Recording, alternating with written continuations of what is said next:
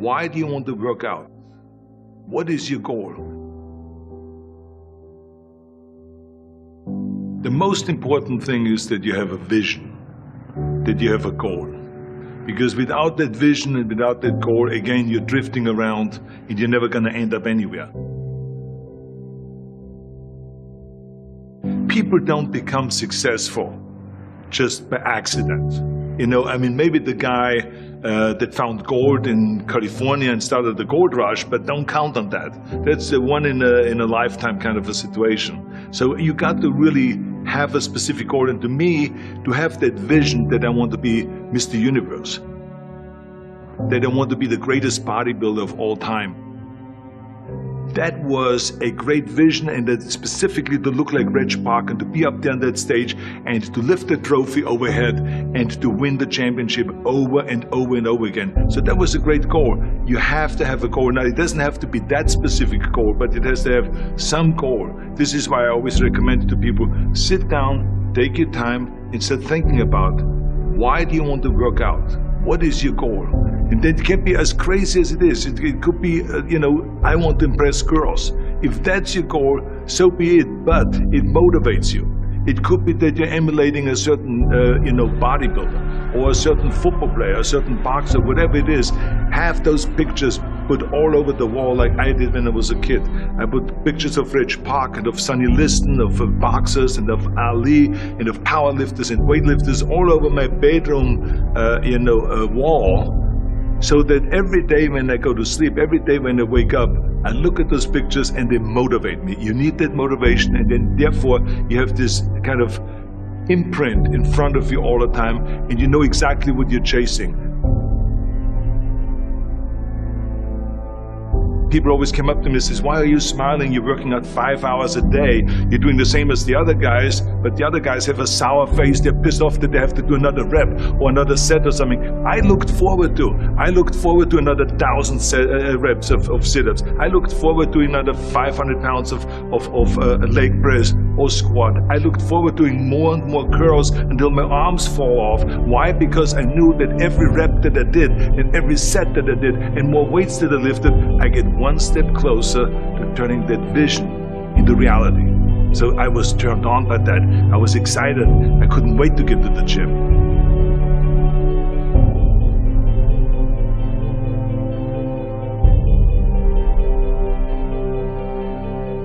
I remember that when I weighed 245 pounds, and Bob Rafelson, the director of Stay Hungry, said to me that I'm interested in having you come in for a reading and work on your acting and all this, because I'm interested in having you in a movie to star with Jeff Bridges and with Sally Fields. I was delighted about that, and I was excited, and I started pumping up more and more. And then he said, but I don't want you to weigh more than 210 pounds. You want me to be in the movie, but I'm weighing 245, 246. I say, I just won the Olympia, I say, which was 1974, and I was really at my biggest. And but he demanded that, and he says, look, it's very simple. On the day we start shooting, he says, I'm going to put you on a scale, and if you don't make the 210, you're out, because I have someone else in mind. And I worked on it. I started visualizing myself very clearly as a lean athlete, because that's the only way I could lose that weight and all of a sudden get interested in running more, because up until that point I ran like 3 miles after training or before training or whatever, but now all of a sudden it was 5 miles, 6 miles, 7 miles, 8 miles, and they even ran mini marathons in order to lose the weight, and I did everything with high reps, and I was watching my diet, what I eat and all those kind of things. And but the day before, I remember we were in Birmingham, Alabama. The day before I was at the YMCA with Bob Rafelson. He was swimming and I was working out, and I was running. There was a track there and I was running. He says, let's step on the scale.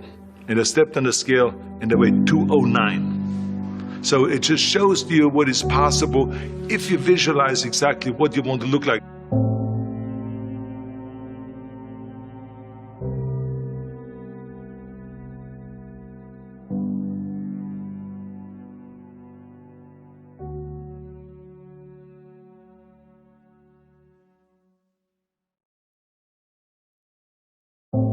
And there was no room for any kind of like, well, I can't get my act together or anything like this, because there's only a certain amount of time. But the key thing again is have the clear vision.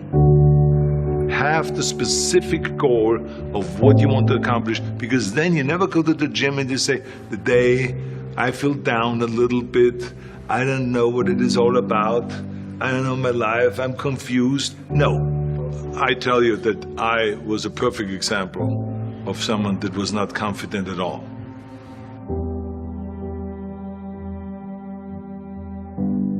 I mean, when I was a kid, I was just like any other kid. I had my hang-ups and problems and all this.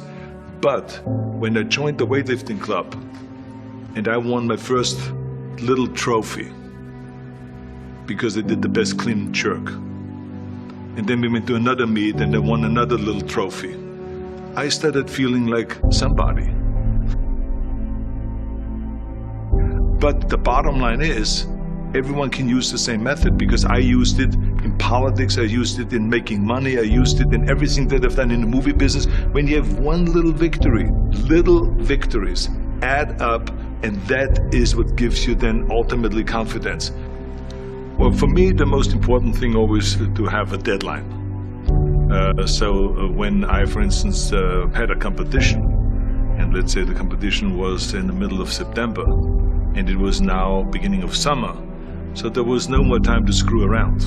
So there was the time now to get going on a diet, to get going with the training, to not slack off at all, because there was a deadline there. The day of the competition, I had to be in the best shape possible. And I knew that if I come to the competition and I lose because I did not schedule my training the proper way, or I didn't have the right frame of mind, or I didn't give everything, literally worked my butt off, I would be just so angry. So I never wanted to be in that situation. So this is why it was very important to pick that time and to say, this is when I have to be in top shape, and then I work towards that. But it's not just with the competition. I mean, it's the same in the movie business. I mean, to me, it was always a big advantage when I said, okay, my movie starts on April 1, and I have now 3 months, so I have to get really in great shape. So you pick those times. It could also be that you have no movie and you have no Mr. Olympia or no Mr. America, no Mr. Universe coming up or any of those things. But you say to yourself, the summer starts in June.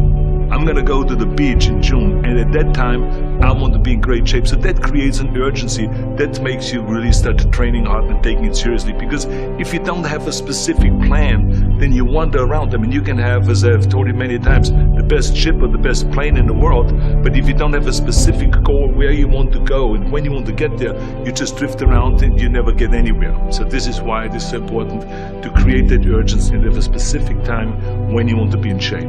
Well, I mean, look, everyone has a problem with time, but the day is 24 hours and we sleep 6. Now, I know there's some out there that say, whoa, I need 8. Well, I say just sleep a little faster, because the bottom line is we have 6 hours of sleep, 24 hours are available, so you have 18 hours now available to your work, your family, your hobbies, and also to learn something new or to do something new, which could easily be that you want to learn a new language, or that you want to read as a New Year's resolution, I have to read a book every week, or you say, I'm going to go and reshape my body.